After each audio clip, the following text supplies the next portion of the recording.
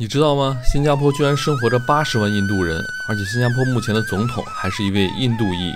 今天我们离开新加坡前往马来西亚。离开新加坡前，我们探访了新加坡的小印度。因为最近无法去印度旅行，新加坡的小印度是我们感兴趣的一个地方。狒狒尝试了印度手抓饭，也感受了小印度不同于新加坡其他地方的风土人情。新加坡有400万居民，其中40万印度裔居民。除此之外，新加坡还有150万左右的外籍劳工，其中40万是印度人。可以说，现在的新加坡生活着80万印度人。我们在晚上和这里的印度劳工聊天，他们一个月只能赚600到700元新币，却还要攒下大部分的收入给国内的父母妻儿。和他们聊天时得知，这里有不少的中国工人，从事几乎同样的工作，但收入却比南亚劳工高很多。印度劳工的生活环境也很艰难，通常10几个人睡一个房间，有的人甚至睡在工作的店铺内，所以他们晚上工作结束后，通常坐在路边3、5成群的聊天，这也是我们刚来时见到的场景。第二天，我们去探访了新加坡的祖屋区，而后坐大巴到达马来西亚马六甲。在新加坡的一切都很好，可惜在离开前打出租车却被司机骗钱。尽管离开时遭遇了一些不愉快，我们仍旧感谢在这里遇到的每一个朋友，尤其是于大哥和军哥。旅行这么多年，每次让我们最难舍的就是人与人之间的羁绊。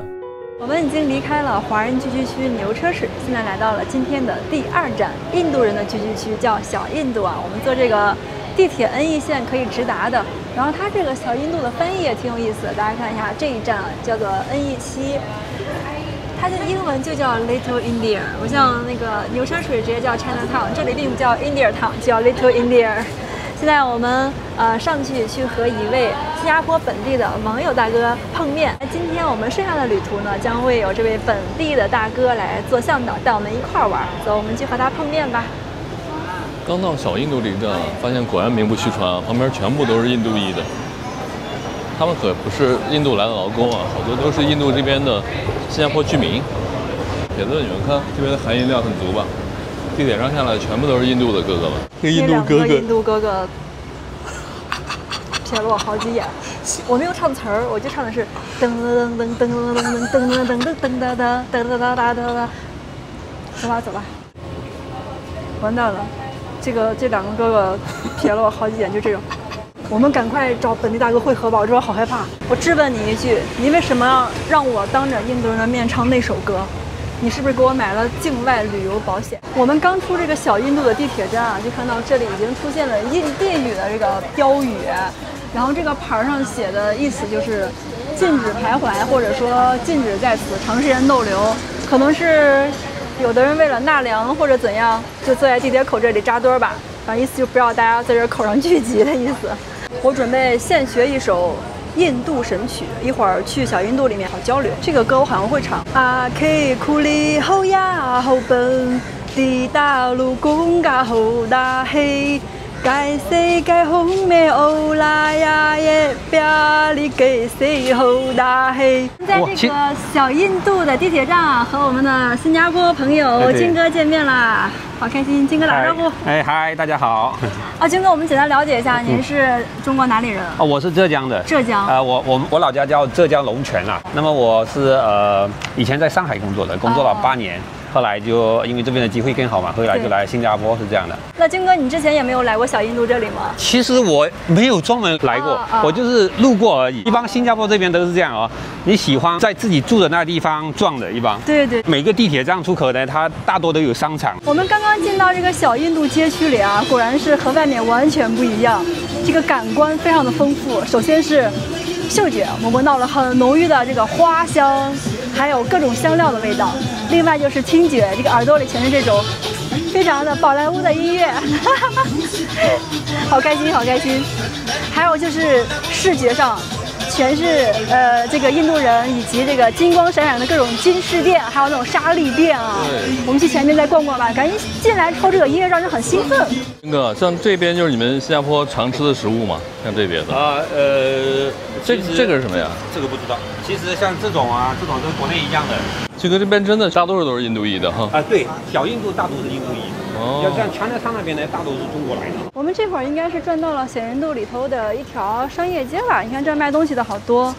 这和我在柬埔寨买那条裤子好像啊，差不多是一样的。然后这家里面还有卖这种印度教的各种佛像，还有冰箱贴，还有就是前面这个店有卖这种印度特色的服饰，叫纱丽的，很漂亮，五颜六色的。其实这里的这个印度移民最早也是这个来佛士带来的，他的这个船队经过南亚次拉路的时候会需要很多劳工嘛，那当时就船上就拉了很多的印度人过来，他们就成为了新加坡印度移民的第一代吧，算是最早的时候了。那这2年呢，也是有很多印度劳工陆陆续续过来工作务劳。We are travelers, so what's this flower for? For pray? Yeah, this is for prayer. 军哥呢，今天陪我们晒太阳。军哥本人是很白的，比我和文涛白多了。我们俩经常在外面晒。对，应该你们是在外面。你白，你白。我俩在新加坡1天就晒红了，第2天就黑了。我发现啊，新加坡的华人都很白，感觉就是。我是中国来的。但是这里本地华人也很白啊，感觉就是只有早晚出门，中午不会晒那种。还是很多那种佛教用品啊，宗教用品，印度教的。这不是真的黄金哦，这是佛像。这个应该就是仿制的吧？一个大刀。在拼多多上可能就是几块钱一个。拼多多。我们在小印度找了一家传统的印度餐食啊，就是军哥给我们推荐的，据说超好吃。饭，这个叫下面这个就是很大的一片香蕉叶。对，再给。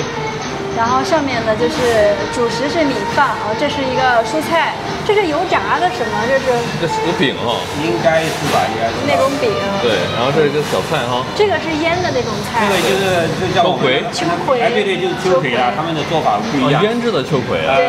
跟我们的这种清对清炒。烫一烫。对。然后这个是咖喱鸡。咖喱鸡。就这样一份。其实他是看我们这华人给我们拿了这个叉子和勺子，其实当地人都是直接手抓的。用左手抓。哇，左手啊，讲，千万别抓错了，可以。右手上厕所的是吧？可以这样讲，但不知道是真是假。你这样抓的是吗，菲菲？我刚其实把手洗了，但是我还是决定拿叉子吃吧。我觉得作为中国人，真的没有办法。就拿手直接对食物下手，我也可以试一下。对呀，可以试一下。可以试一下。来到这里感受一下，对呀，军哥说的对。我先尝一下这个蔬菜，还挺好吃的。这个好像是有点像我们那种泡菜的味道，辣辣的，腌的那种。大家有没有在国内吃过这个腌的这种秋葵？对，不知道什么味道，看着也挺辣的。我觉得印度菜应该不难吃，因为印度菜它那个香料很出名的哈，军哥是吧？它那个香料，对。我们刚才走在街道上都闻到那种香味儿哈。不难吃，但就是好辣，这个也辣。看着就很辣，重点是主菜啊，来尝一尝。咖喱鸡，要不然我上手吧。上手来。他们本地人是不是这样吃的？跟这个混在一起。对。用左手吧，应该。完蛋了。我在里面用了右手，希望不要被打。这给我们去印度打个前站，我们别在那里用右手就好。可是我左手用起来好别扭啊。没事，习惯就好了。他们本地人好像就是这样子，抓点米，抓点肉，就这样。然后他们团的很紧实。啊，对。我这个好松散，感觉会抹在嘴巴上。可以看一下，反正我们来这边嘛，哈，对，去试一下。入乡随俗嘛，哈。哎呀，好吃啊！味道不错是吧？味道不错，手有点黏。不忍直视啊，我这个手。颜色。Excuse me, when you're eating the food, which hand you use? Right hand. Right hand. Okay, thank you, thank you. 哎，我问清楚了，军哥，你记错了，这是右手。他们说右手吃饭，然后左手可能是。我一直以为是左手。我的饮料也上来了，这个就是印度很特色的叫玛莎拉，然后这个做不成冰的，因为它传统就是热的、温的。这就是奶茶，其实。但印度奶茶很香的，是吗？就是印度奶茶其实。不错，它这个味道很像我们在西藏喝那个甜茶。其实刚开始手抓我是拒绝的，抓了一会儿之后呢，你会体会到那种回归自然和原始的快感。现在抓着抓着还是抓出感觉了啊！得心应手了。我现在要学着把它团紧实，团成这个样子就可以了。然后他们吃着不这样灌，他们是这样子。哦，好专业啊！这家吃饭真不错啊，还可以听到印度的歌曲，看印度的舞蹈。我们吃完那个印度特色餐呢，现在去前面找一个印度教的寺庙去看看。我发现来到这个小印度，你感觉好，整个人就变得很快乐，因为他们那种音乐总是让你想跳舞。而且不仅仅是我啊，刚才前面那位应该也是一位来旅游的中国大哥，他也在手舞足蹈的。每个店在放歌，听说当地的印度人都很松弛，很享受生活。对，华人比较那个一点，对，比较安逸，比较工作比较累一点。而且我觉得这个印度的这个音乐就是天然的对，让人很快乐。小印度这里金店好多啊。对印度文化里面，其实对黄金的崇拜可能好像超过我们华人，我猜到哈。是的，我发现他们不只是女性戴，男性这个脖子和手腕也会戴黄金。我们中国嘛，还是黄金呢，中国人、华人呢，把黄金当成一种升值的东西。对。装饰品没有那么多啊。对。但是印度人当装饰品多。但是我刚刚发现一个细节，就是小印度这里开金店的那个店是华人开的，华人感觉比较会做生意啊。其实新加坡这里的这个分区也不是那么的严格了，就是各个区都有其他族群的混居。说是小印度，其实里面也有华人。都有的。那小印度这边呢，也有一个印度教的寺庙。当地人进去，还有游客进去也是要脱鞋的。这里对着装是有要求的。前面两个白人女孩，她们那个衣服胸口有点大，对，就给她们要裹一个那样。好像短袖也不行，胳膊不能露太多。就是像我这种可能还好，吊带不行。这是什么吃的？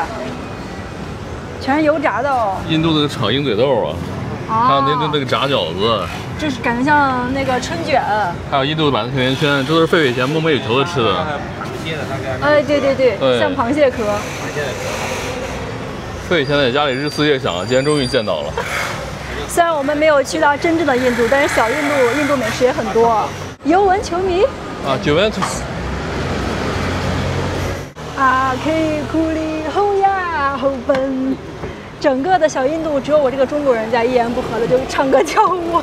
这个车好像我们中国的货拉拉呀，看这个配色。而且我深度怀疑它可能就是同一家公司，因为这个也叫拉拉 move， 拉拉搬家，感觉差不多哎。可以上网搜一下，搜一下 DeepSeek 就知道了。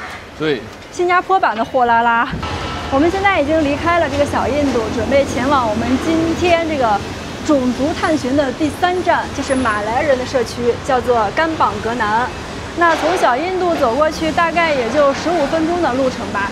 中间我们还有一件事情要办，就是我们过2天要离开新加坡，前往本次旅行第2个国家马来西亚，所以我们要在中间去一个707的车站买一下过2天的大巴车票，正好顺路就办了。你好，我们想买2张去马六甲的票，中国人。对。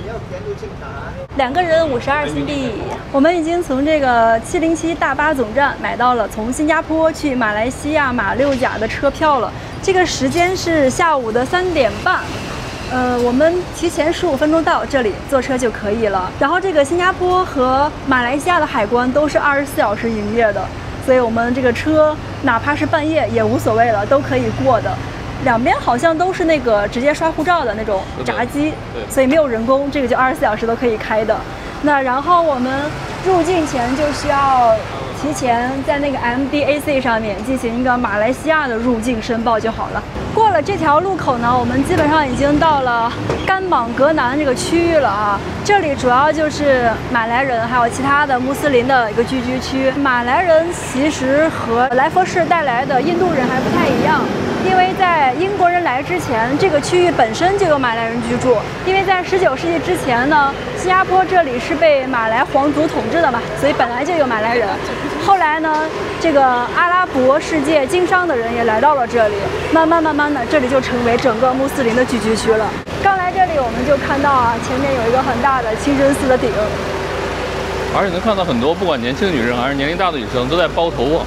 感觉我们这一天还挺穿越的。我们从这个华人聚居区的牛车水，到了咖喱味浓郁的小印度，这会儿又来到了满满的穆斯林风情的马来区啊，甘榜格南。我们在清真寺门口站了一会儿啊，发现这里的穆斯林是多哦。当然了，整个新加坡的马来族占到了13%嘛，数量也是蛮多，但没有这里这么集中的。我们在路口站了一会儿，大家看前面的这些女士们包头的。在这个十字路口的旁边呢，还有一条街道啊，上面写的是 Arabic Street， 就阿拉伯街，这边还挺有意思的，果然都是同样的穆斯林文化。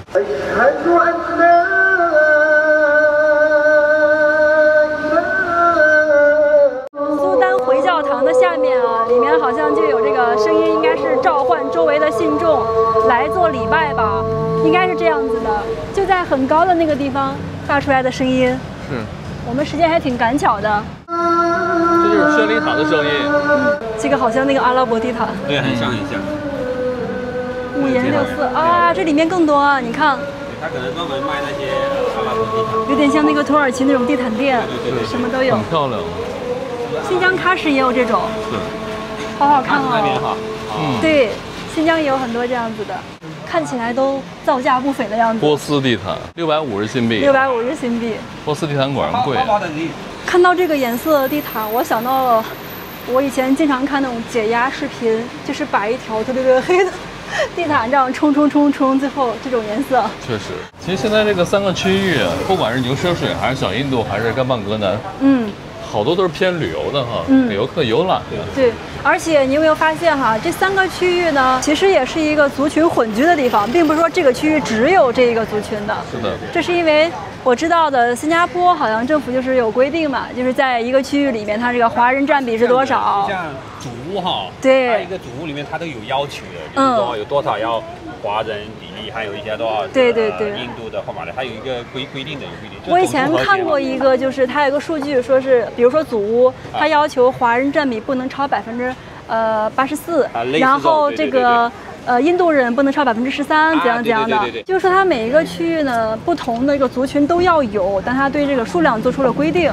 就不能说是你这个区域有95%都是华人，然后其他的5%是其他的，它这个有个上限的哈。对，这政府有规定的，基本上政府这边其实都是为了种族和谐嘛。这个一条美食街，还有一条艺术品商店嘛，旁边都是一些穆斯林的美食，大家看一看有什么吃的。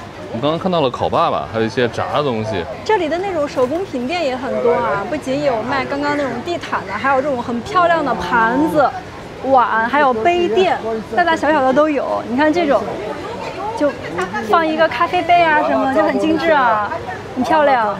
还有这种放一些什么蘸料呀什么的，好好看哦。5块钱一个。涛哥，你看那些灯。对，好漂亮！都是阿拉丁神灯。阿拉丁神灯，要实现愿望来这里。对，拿手这样擦一下。土耳其。涛哥，你有什么梦想？我帮你实现。我的梦想是狒狒变富。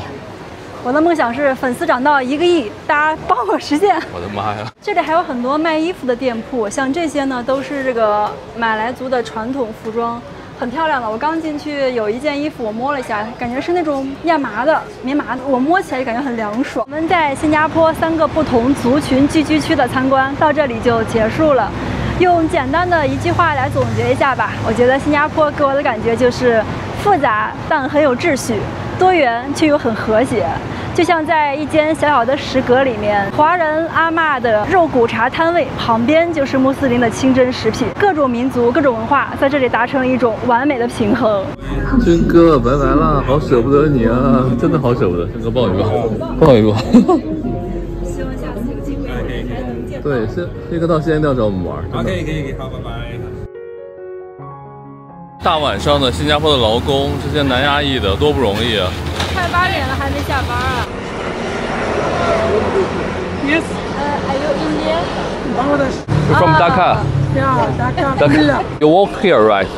Yeah. So how much money you can get every month? Salary? Oh, salary 650 to 700 dollars. Money is enough for you? No, enough long. So how about your housing condition? Housing? This one company house there. Company. So this one actually charges the Is company. Is it free? Yeah. Free. This one all charges my boss. Everything in Singapore is very expensive, right? Yeah. Singapore everything expensive. It takes all 700, Yeah. not too much. Food, the drink. So can you save some money for your family? Yeah, I take care my mother, he take care his father like this now. So you already how long for your people to work here? How many years? He only 4 years. 4 years. The worker here, they all come from Bangladesh or some come from India? No, Bangladesh also have, Indian also have, and Malaysian also have. Sri Lankan have. Myanmar. The most population is India? Indian more than. Oh, India. India and Bangladesh. many. Oh, China also have. many. China many. More than Chinese. So how much for the Chinese people? 6,000 plus now. Every month. 6,000? Plus. Wow. Why salary get is different? Economy is different. That's why working more than Bangladesh guys. Hard work is a hard Bangla guys. But money take Chinese guys. Same job. Yeah, same job. Okay, we go to sleep. Okay. Thank you, brother. Hello, are you boss? Are you working here? Just level only. Yeah. Want to know how much for your people can get every month? I mean the salary. How much money? 1,200 only. 1,200. Where are you living? In your shop? Yeah. You sleep in your shop? Yeah. So it's free to live? So you can save more money. Yeah, for family. 新加坡的每个公民都有房子住吗？离开新加坡前，我们去探访了新加坡的祖屋区，也就是居民区。新加坡在很多年前实行了一项名为"居者有其屋"的计划，目的是让每个新加坡公民都能买到合适的房子。为此，国家把大部分土地收归国有，然后依据不同的需求，按照不同的价格出售给公民。不同条件的公民购房时也有不同的政府补贴。新加坡的"居者有其屋"计划极其复杂，但最终的目的就是让每一个新加坡公民都能买到合适的房子，并且这个计划执行得相当好。我们探访了一个祖屋区，其中停车楼、老年人活动中心、图书馆都是标配。在祖屋区附近也会有食阁，一餐饭普遍只要几新币，和新加坡的收入相比真的很便宜。离开新加坡之前呢，最后一件事情就是把我们手里剩下的新币都换成马币，因为我们接下来要去马来西亚了。我在这里找到了一家换汇的点啊，这家的汇率给的相当不错。我一共剩了225新币，然后是换到了740马币，汇率是3.29，很不错，而且没有手续费。大家好，我是狒狒，我们正在背包环游东南亚，现在我们在新加坡。今天是我们在新加坡的最后一天了，我们在新加坡已经待了1个星期了。那今天下午我们将离开新加坡，前往我们本次旅途的第2个国家马来西亚。这会儿我们已经从这个住了1个星期的酒店退房了。把这个行李寄存在酒店前台，我们现在准备去吃个午饭啊。现在是中午的1点整，我们的大巴是下午的3点半，中间还有2个多小时时间，刚好够我们吃顿午饭。终于要离开我们的小酒店了。我们的酒店是连锁的，但它这个床啊太小了。新加坡这边呢，它整个地价很贵，房价很贵，寸土寸金的。酒店就是又贵又小的，大家来这边还是要克服一下困难。然后我们昨天在这儿啊见到了很多印度的帖子们，跟他们聊聊天呢，发现其实他们的生活，也挺拮据的，每个月就几百新币，700、800、600、700吧，挺可怜的。然后我们本来以为呢，他们是像网上传说的一样挺危险的，但我们跟他们聊天呀，孟加拉国和印度的都挺好的。对，我们附近还住了很多那个来自缅甸的外劳，就感觉大家也都挺辛苦的，都是为了生活努力的在打拼。是1个月几百新币，然后自己在这边这么高的物价，还要省吃省喝，花一点钱，然后还要往家里存下钱来寄给自己还在祖国的父母或者孩子，生活真的不容易。所以说啊，其实我们都在努力的活着。去食阁的路上，我们途经了一家山东餐厅，有包子还有韭菜盒子，感觉好久没吃这种东西了。这个价目表看一下。哇，有点贵啊！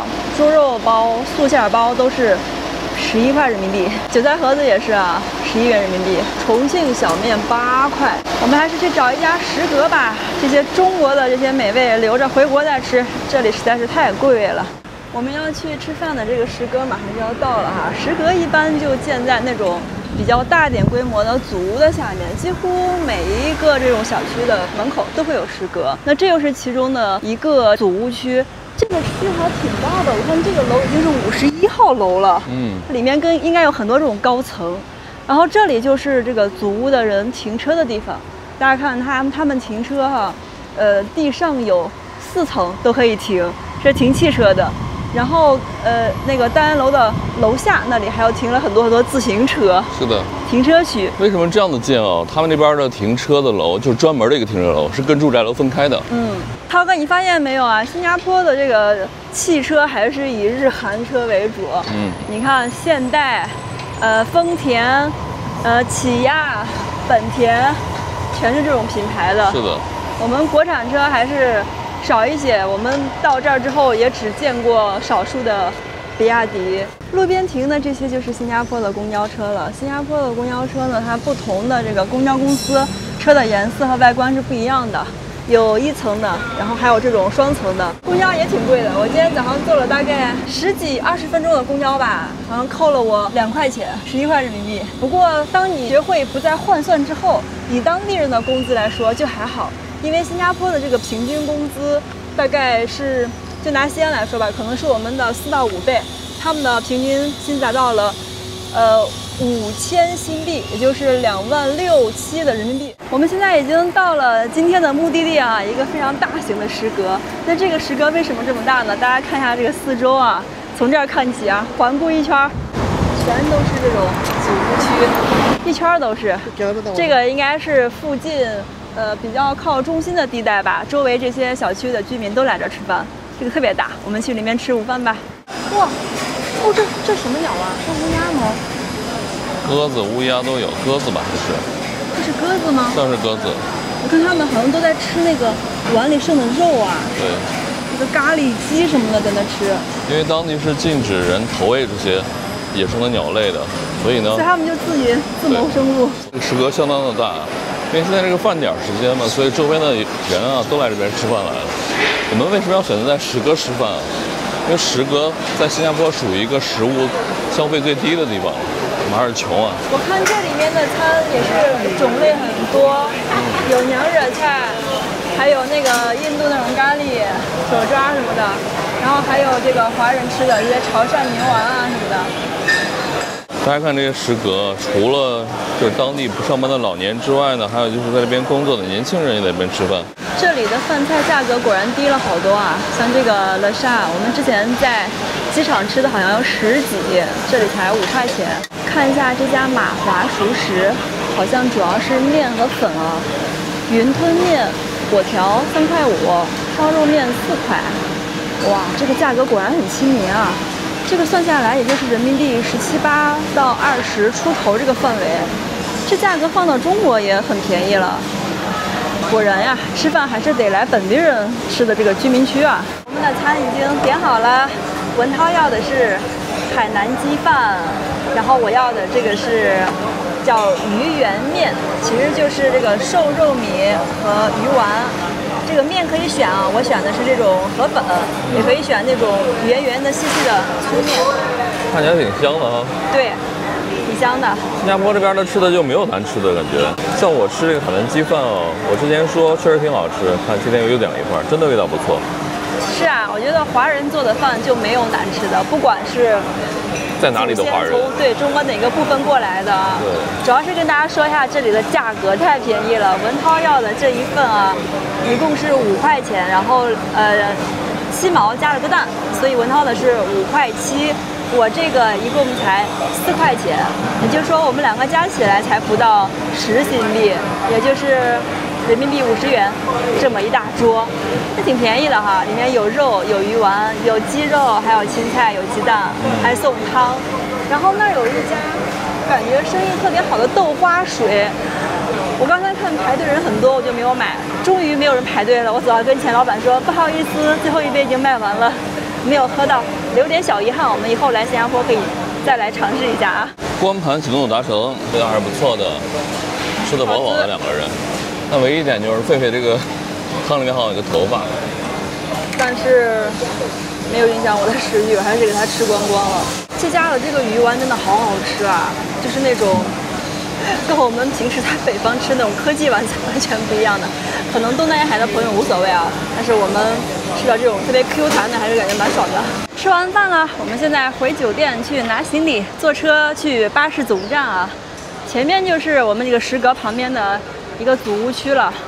这里的祖屋和我们中国小区，我觉得最大的区别就是它没有围栏，整个就是开放式的，然后从马路哪个方向都可以进入内部。这里面真的什么都有啊，1楼还有这种老年活动中心什么的，还有老年人在里面读书读报。活动中心还挺好的，像一个小的图书馆一样。对，我觉得祖屋区唯一不好的就是它的楼有点密，然后里面绿化太少了，对，就公共区域会比较少。但是在新加坡呢，这个也没有办法，寸土寸金嘛，是没有一寸土地是闲着多余的。其实他们这好多祖屋都30年朝上了，但他们这儿没有那种特别旧的，弯特别旧的。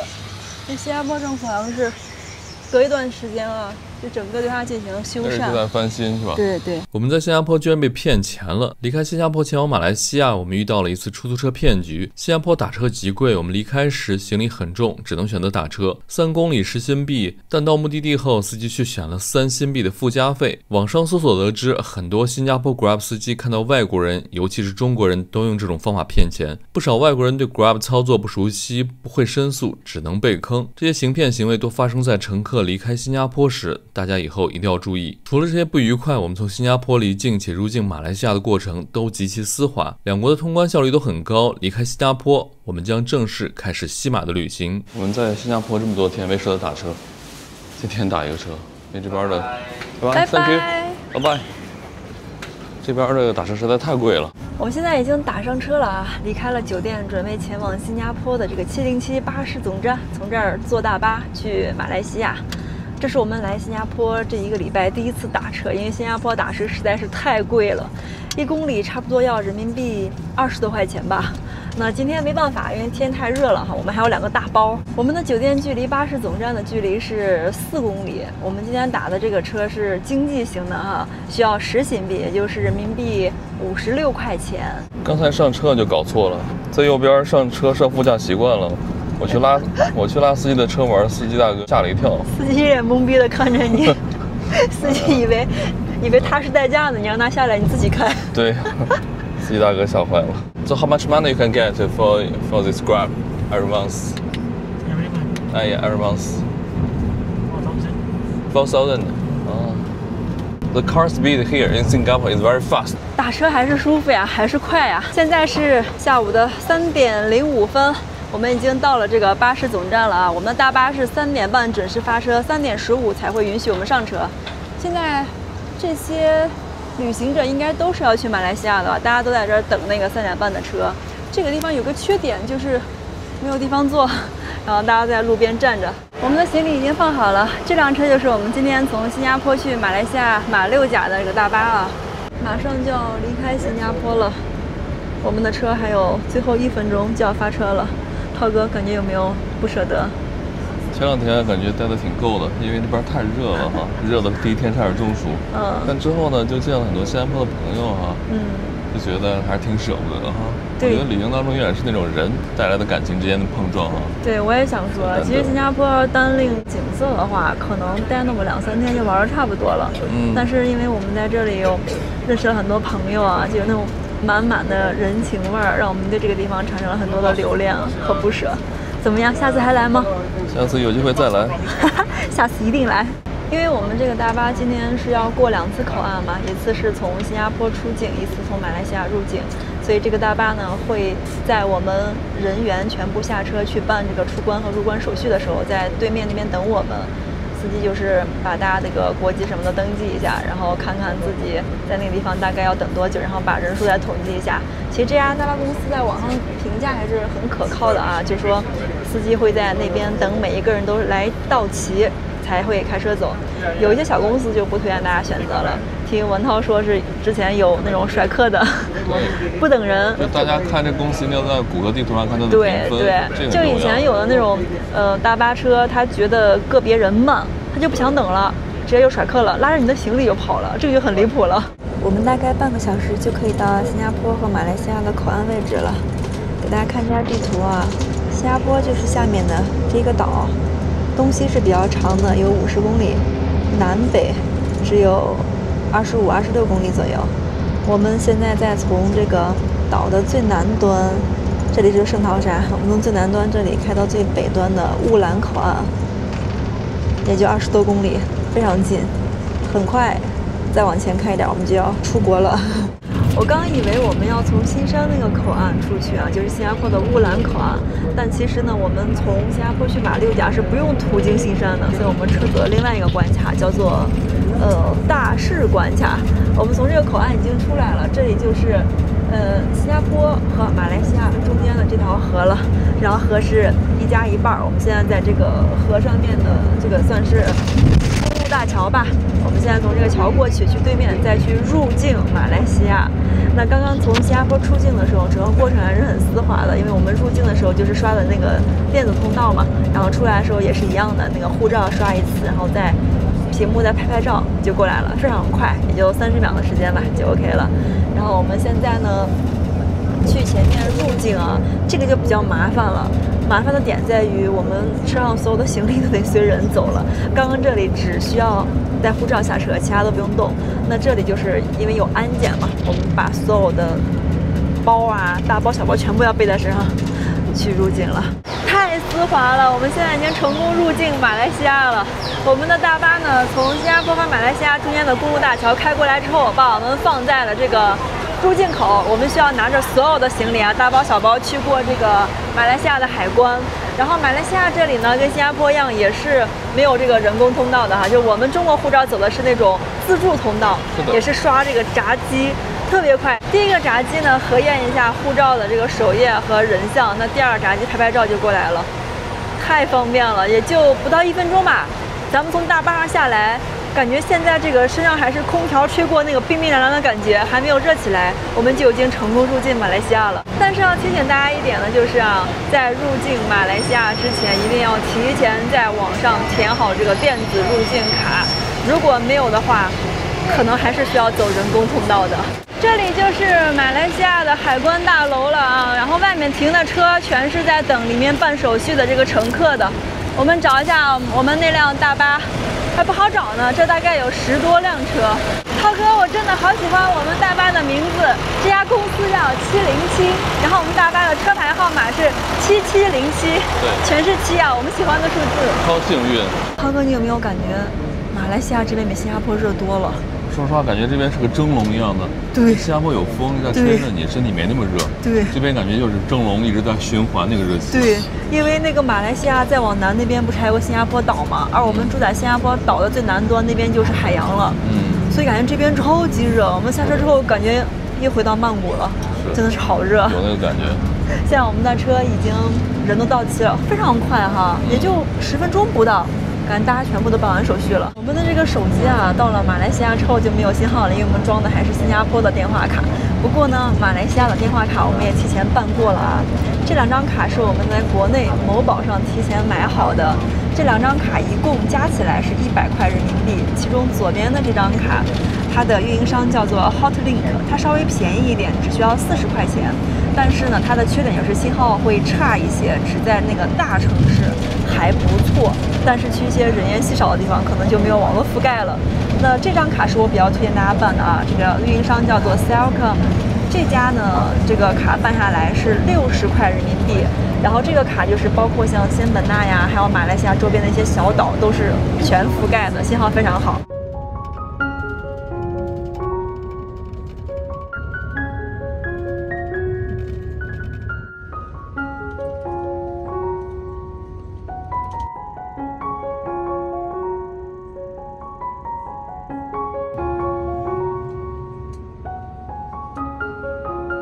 现在已经是晚上的8点整了，外面天已经彻底的黑透了。我们大巴终于到达马来西亚的马六甲市了。到了马来西亚，感觉一切都突然敞亮了起来。这里没有太多的高楼大厦。这一趟车坐的真累啊！我和贝贝在车上呢，是一刻没有停下来，搞这个再搞那个，哎，头都大了。而且它这个中间是没有服务区的，我们差不多有4个小时没有上厕所了。现在我俩这个小腹都有点鼓鼓胀胀的。给大家说一下我们在车上干什么哈。我们在这个马六甲市订的酒店，它是那种自助入住的，就是那种公寓吧，它会把一个房卡或者钥匙放在指定的一个信箱让我们去找，所以我们一路上都在跟这个房主联系，看到了之后怎么弄。那现在呢，我看一下这离我们酒店有多远啊？我们得打个车过去啊。马来西亚的打车还是很好的，我们大概看了看价格，哇，打车价格跟中国差不多。其实我感觉我们白天的时候，刚刚过那个柔佛海峡，从新加坡来到马来西亚那会儿，感觉马来西亚好热呀。那一块儿可能那个时间点吧，加上那个地方，现在我们到了马六甲市里，反而感觉很凉爽。是，因为这个吹过来的风在身上都是那种凉飕飕的。这里也是在海边嘛，沿海城市，然后旁边就是马六甲海峡了。然后晚上呢，白天我们不知道什么情况，反正晚上起码我觉得应该是有温差的，还是很舒服的。我们现在准备打车去酒店啊，我刚才在 Grab 上叫了一辆车。这个马来西亚打车的价格真的是太实惠了。我们从这个位置到我们酒店是3.6公里，打车只需要6马币，也就是人民币10块钱差不多。现在是晚高峰的时间，哎，如果在新加坡的话，那就很夸张了。这个距离可能最少需要60多块钱人民币，差的还是蛮多的。所以到了这个马来西亚之后呢，物价突然掉下来了。其实跟中国比，它也没有说是多便宜，但是因为我们刚刚从新加坡出来，你就会觉得啊，什么都好便宜啊。周围是不是有卖榴莲的？你没闻到这个空气中都是那种甜甜的味道，蒙古榴莲的香味儿，是不是前面那边？我看那黄黄的，我觉得那家好像是一个水果摊儿。是的。然后对面呢，这家这个餐厅好像也有吧。所以在马来西亚这边的榴莲这种水果，还有榴莲做的各种餐食都是非常多的。大叔，那个马六甲的华人有多少？有30%吗？30有。有。哦，那还蛮多的啊。哦。是不是以前马六甲华人很多，这2年变少了是吧？没有了，一路来就是马来人多。华人不要做孩子吧？哦，不生孩子啊！全世界的华人好像都是生孩子生的少，我发现。是的。少了1个2个的。那马来人一般一家能马来人呢，一直都生10多个。10多个。10多个啊！10多个也太多了吧？10多个政府养啊？一年一个怎么样养？政府养啊。叔叔，你们祖籍是哪里的？就是祖先从中国哪里来？啊，我是海南岛的。海南哦。大叔，你在这边开 Grab 1个月能赚多少钱？2000这样的。啊，2000啊，那就2000是这边马六甲人的基本上的平均工资哈。啊，2000大概是在马六甲里面来了。叔叔，那马六甲这边旅行安全吗？啊，安全。今天有认识一个那个大哥，他是马六甲本地人，他说让我们就是太晚了，尽量不要一个人出来。这边有飞车党，可能怕被抢包包啊。哎呦。房东给我们发了一下钥匙的定位，我们先来找一下钥匙或者是房卡吧，我不确定是哪一种。我们这次住的又是一个公寓酒店，看起来还不错，我给大家开箱一下。在马来西亚这边，因为是一个以穆斯林为主体的国家哈，它这边现在大家能听到穆斯林那种祷告的声音。哇，这个酒店还挺高端的呀，不知道我们的公寓怎么样啊？走吧，宝宝们，带大家一起去开酒店盲盒。来吧，看一下我们酒店长什么样子。插卡取电，哇哦，哇，好大呀！怎么样？公寓不错啊。公寓这个房间说是有40多平了，果然没错。带大家参观一下我们的小公寓啊，我们小公寓46平，我刚看了一下这个订单啊，还是挺大的。刚进门，这里是一个小厨房，不过我们应该不会用。然后这里是个餐桌，再往这里走呢。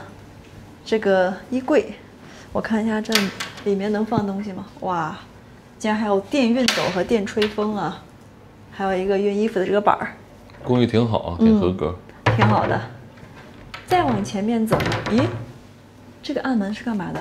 我刚才发现这个暗门，好可怕呀！这能打开？我天哪！这是什么？我不知道啊，吓死我了。因为洗手间在那里嘛，所以我就不知道这个门是干嘛的。但它这好像封死了，你看。不，它这还是个锁。是我听着了，没事吧？咱把这个门锁起来就好了。他那边估计也是个门。妈呀，这确实有点，还挺害怕的。这反锁不了，问题是，它没有反锁那个地方。实在不行，我们就把这个挪过来，给它挡死。天哪！我本来开开心心给大家介绍房间。到了这一步时候，我这会儿先突的，哎，平复一下，我们继续吧。这桌子不错，这个飞剪电脑。剪电脑，你这视频不想要了，电脑都要剪碎是吧？文涛现在对剪视频是深恶痛绝，现在准备开始剪电脑了。给大家看一下马来西亚，包括新加坡这里充电孔啊，它这个规格和我们国内是不一样的，因为这2个国家以前都是英联邦的嘛，所以他们用的这种和英式的那个口径是一样的。不过呢，现在很多酒店为了方便游客用啊，它把这个2头的这个就2孔的这个，它设计的是那种就是两用的，可以两用的，就我们国内带来的可以直接插。有一些地方是不行的啊，就需要用到一个这样子的转换器，这头是这样子的，然后这里就可以插我们国内带来的那种2孔啊、3孔啊都可以。就大家来这边玩的话，最好还是带一个这样的转换器，因为不是所有的酒店它都会设计成这种两用的，如果只能插这个就麻烦了。然后我们继续看房间啊，这个房间虽然大啊，46平，但它这个床真的挺小的。我当时订的时候，我看上面写了2张0.8的床，我还觉得它应该标错了吧？结果来了一看，0.8不至于，但也就1.0吧，真的挺小的。比新加坡的大吧？比新加坡的大，但是大的幅度不多，就跟它这个房间啊比起来，你看一下这房间，空荡荡的这么大的面积。然后呢，到了这个酒店价格的环节了，倒数3秒啊，大家猜一下，3、2、1，好了，揭晓答案啊！这个本来是无奖竞猜的，答案就是这个酒店我们订了4个晚上，4个晚上的价格是1000人民币，平均每天晚上250元。其实房费呢是220多，不到230，但是这个酒店呢，它一方面是有税费，另外就是每间房要交一个16元马币的这个叫旅游基金吧，就只有非马来西亚籍会收这个，所有费用加到一起呢，差不多就是250一天。在新加坡蜗居了1周啊，我们到了马来西亚，终于可以睡一个大床了。虽然这个床看着不是很大啊，大家看，但是相对于新加坡那个0.5米左右的小床，那好太多了。哇，这个床好软啊！哇，那今天这个视频就到这里结束吧。现在已经是晚上的9点整啦，我们奔波了一整天，准备休息了，大家晚安。